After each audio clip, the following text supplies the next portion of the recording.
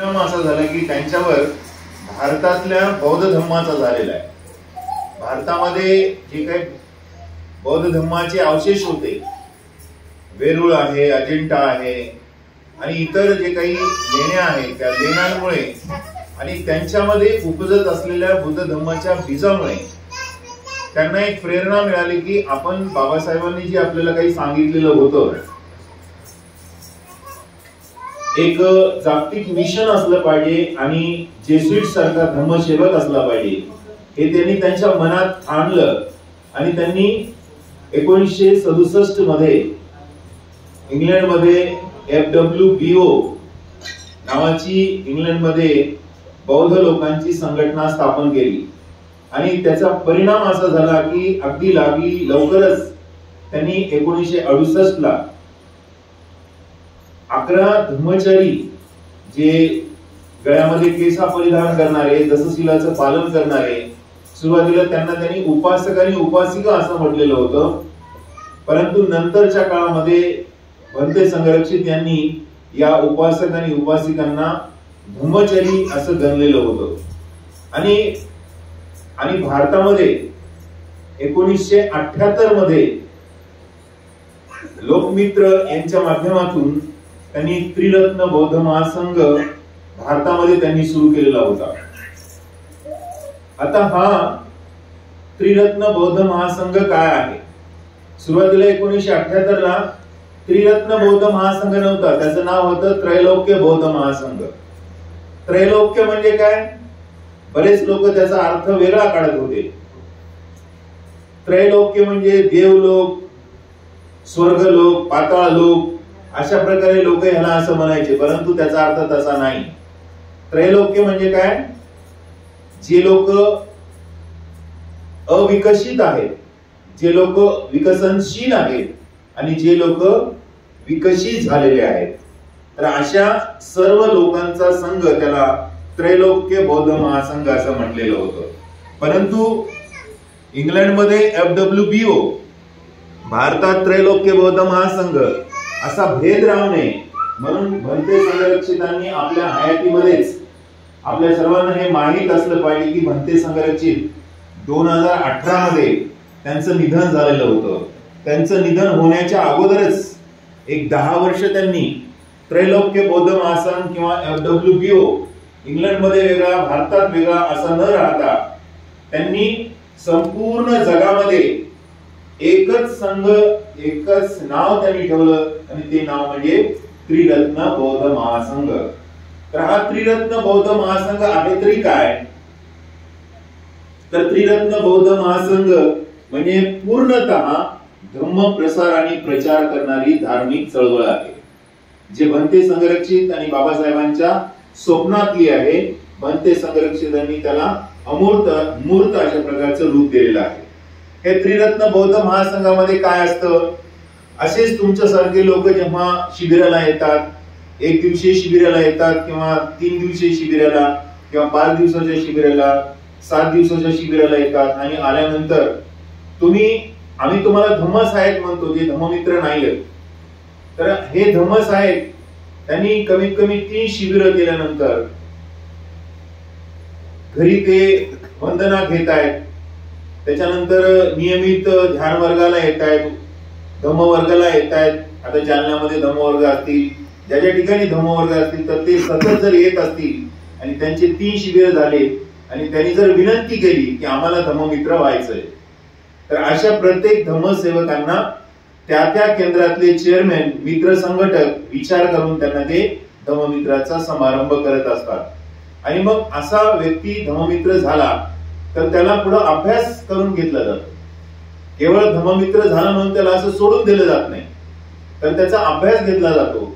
बुद्धत्व, मानवाचा आदर्श, मन प्रतिक्रियात्मक, भवचक्र, अशा वेगवेगळ्या प्रकारचे अभ्यास त्याच्याकडनं करून घेतले जातात.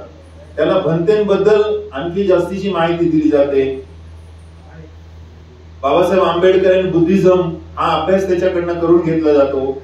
आर्याष्टांगिक मार्ग त्याच्याकडून अभ्यास करून घेतला जातो. आणि मग जेव्हा तो आर्याष्टांगिक मार्ग त्याने अभ्यास पूर्ण केल्याच्या नंतर त्याला धम्मचारी होण्यासाठी विनंती करता येते. त्याची विनंती हे त्या केंद्रातल्या चेअरमॅन कडून मित्र संघटकाकडून वरच्या GFR ऑफिसला जात असते, जी GFR ऑफिस पुण्यामध्ये आहे. तर तिकडं अशी रिक्वेस्ट केल्याच्या नंतर त्याची मान्यता येते की हो, यांनी आता बुद्ध धम्म संघाप्रती समर्पणाची भावना ठेवण्यासाठी ते कटिबद्ध झालेले आहेत, यांना संघामध्ये संघ सदस्य व्हायचंय.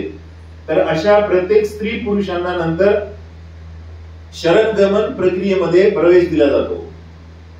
आणि त्या शरणगमन प्रक्रियेमध्ये बरेच असे शिबिर आहेत, कमीत कमी 10 विषयावर त्याला शिबिर करावे लागतात.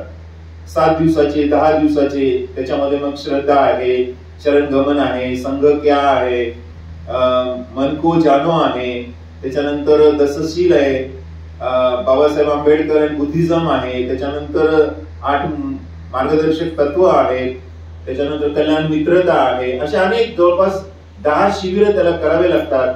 एकांतवास करावा लागतो. त्यानंतर त्याला तपासलं जातं. म्हणजे एखादा विद्यार्थी परीक्षेत त्यानं अभ्यासक्रम पूर्ण केला आणि अभ्यासक्रम पूर्ण केल्याच्या नंतर तो पास झाला म्हणजे पुढच्या वर्गात जातो. परंतु इथं तसं नाही. तुम्ही 10 शिबिर केले, तुम्ही एकांतवास केला, पण तुमचं वागणं बदललं नाही तर तुम्हाला धम्मचर्य दीक्षा दिली जात नाही. म्हणजे त्रिरत्न बौद्ध महासंघामध्ये पावती फाडून सदस्य तुम्हाला केले जात नाही. 1000ची पावती फाडा आणि तुम्ही धम्मचारी व्हा, 1000ची पावती फाडा आणि तुम्ही धम्ममित्र व्हा, अशा प्रकारे इथं सिस्टीम नाही. तर तुम्हाला अभ्यास करावा लागतो, ध्यान करावं लागतं, एकांतवास करावा लागतो. त्याच्यानंतर तुम्हाला तुमचं आचरण सुधारावं लागतं. ते आचरण तुमच्या घरचं आचरण आहे, तुमचं पत्नीशी व्यवहार आहे, एखादी महिला असेल तर पतीशी व्यवहार आहे, त्यांचं शिलाचरण आहे. म्हणजे सगळे त्यांचे सहसंबंध घरातले, व्यवहारातले, बाहेरचे, संघातले सगळे, आणि ते आचरणशील असतील तर त्यांना धम्मचारी म्हणून दीक्षा दिली जाते. आणि हा केसा अप्रत्यक्षरित्या भंते संरक्षितांकडे त्यांच्याकडनं हा केसा मिळतो. कारण भंते संरक्षितांना त्यांनीच ही सिस्टीम सुरू केली. तर त्यांचे शिष्य, त्यांच्या शिष्यांचे शिष्य, त्यांच्या शिष्यांचे शिष्य हे तुम्हाला हा केसा प्रदान करत असतात. म्हणजे अप्रत्यक्षरित्या भंते संरक्षित हा केसा आपल्याला प्रदान करीत असतात.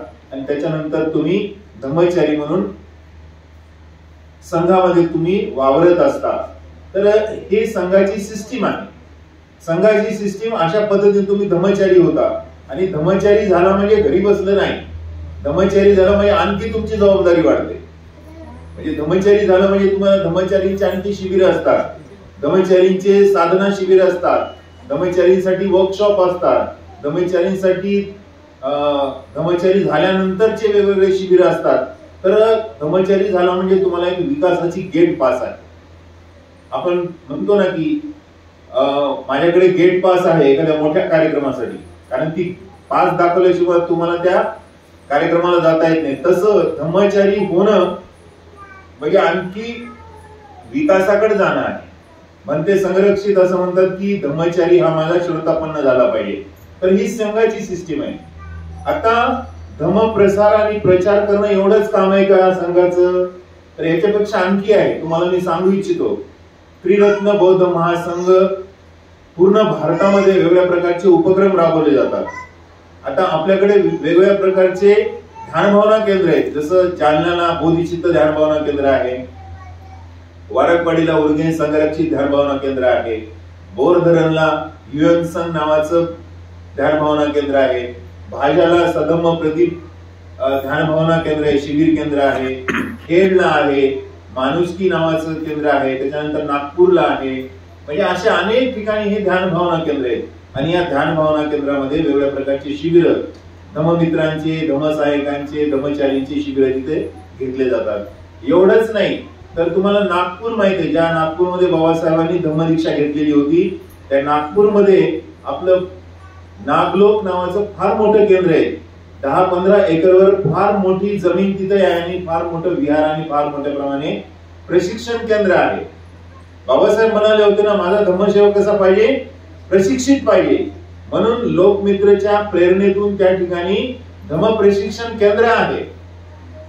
आणि त्या धम्म प्रशिक्षण केंद्रामध्ये कुणाला परवानगी आहे?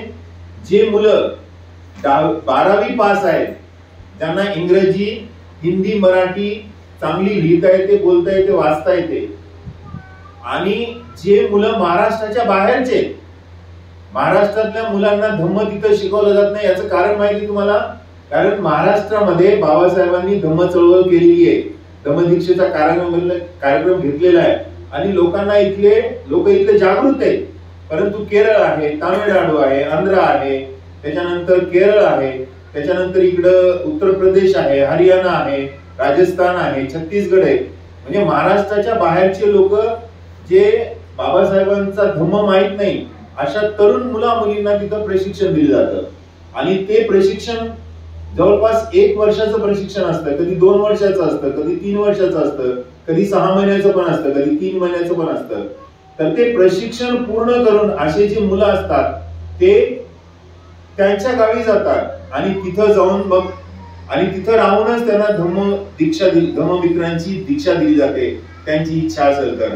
आणि ते मुलं तिथं वर्षभर राहून 6 महिने राहून धम्ममित्र बनतात, त्यांच्या गावी जातात आणि त्यांना जो शिकवलेला धम्म येतो त्या खेडेगावातल्या लोकांना सांगतात.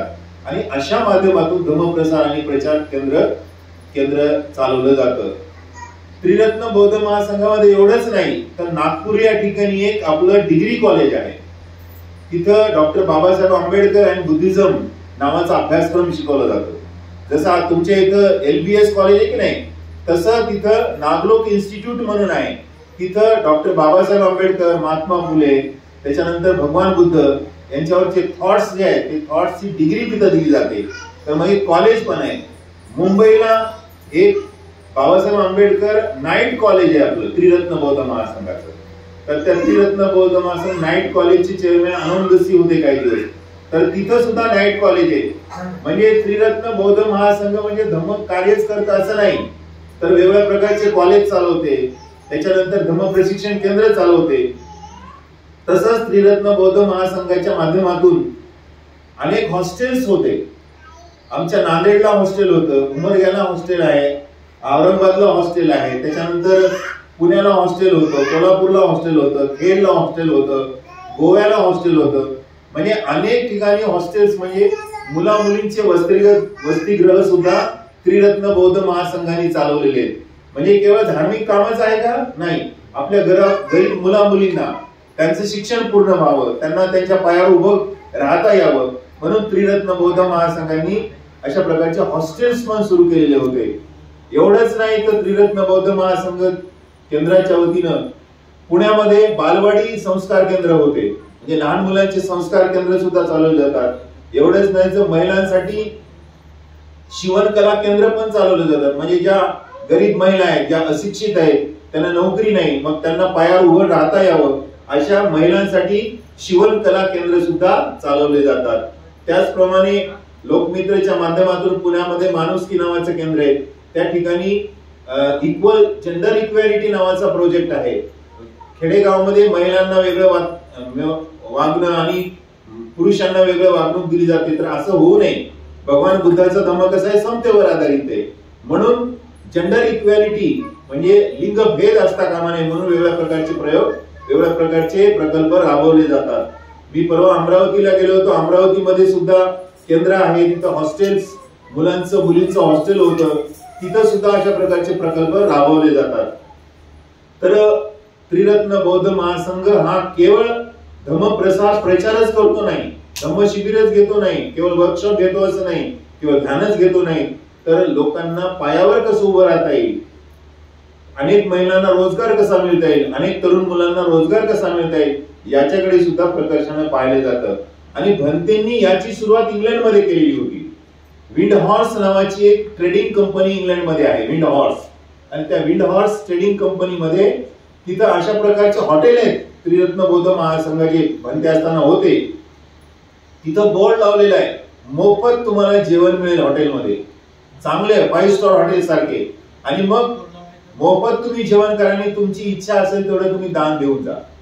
जे गरीब असतील, जे होतकरू असतील किंवा जे गरजू आहेत अशा सर्वांसाठी मोफत जेवणाची व्यवस्था. आणि तुम्हाला असं वाटलं की एक $10 द्या, $15 द्या, $20 द्या, तर तुम्ही दान तिथं करू शकता. अशा प्रकारचे ट्रेडिंग हाऊस आहेत, म्हणजे व्यापारी केंद्र आहेत तिथं. तर या माध्यमातून सुद्धा लोकांना त्रिरत्न बौद्ध महासंघामध्ये येण्यासाठी खूप मोठ्या प्रमाणात प्रयत्न केला जातो. आणि त्याचा एक भाग म्हणून भारतातच नाही तर जगातल्या जवळपास 40-50 राष्ट्रांमध्ये त्रिरत्न बौद्ध महासंघ काम करते. आणि बाबासाहेबांना जे वाटत होतं की जे माझे मिशन आहे म्हणजे बौद्ध मिशन आहे ते जागतिक स्तरावरच असलं पाहिजे. जे भंते संघरक्षितांनी जागतिक स्तरावरचं मिशन हे भंते संरक्षितांनी निर्माण केलेलं आहे आणि तशा प्रकारचा धम्मसेवक सुद्धा निर्माण केला जात आहे. तर थोडक्यामध्ये मी त्रिरत्न बौद्ध महासंघ आहे तरी काय, त्रिरत्न बौद्ध महासंघाची प्रणाली काय, कशा पद्धतीने ते काम करतात हे मी सांगण्याचा प्रयत्न केलेला आहे. आपल्या सर्वांना धन्यवाद. जय भीम, जय भीम, जय भीम.